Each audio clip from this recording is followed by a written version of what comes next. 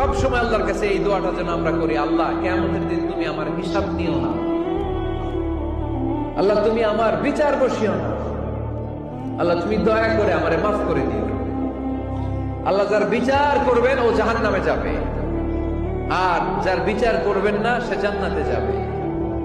আল্লাহ যদি বিচার করে আর পাই টু পাই হিসাব নেয়, নামাজ পড়লি না কেন, রোজা রাখলি না কেন, মিথ্যা বললি কেন, খাদ্যে ভেজাল দিলি কেন, মাছে ফরমালিন দিলি কেন, যৌতুক খাইলি কেন, ঘুষ খাইলি কেন, উল্টাপাল্টা করলি কেন, জিনা করলি কেন, একটার পর একটা প্রশ্ন বানে যদি সেই ভয়ঙ্কর দিনে আল্লাহ আমাদেরকে জর্জরিত করে, আমাদের কোন উত্তর আছে?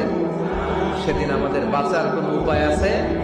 তাই আমরা সবাই আল্লাহর কাছে দোয়া করবো, আল্লাহ কোনো বিচার টিচার মানি না, কোনো বিচার করতে পারবো না, দয়া করবা। কথা কয় না? কি করবে? এবার আওয়াজ করে বলেন, বিচার চান না দয়া চান?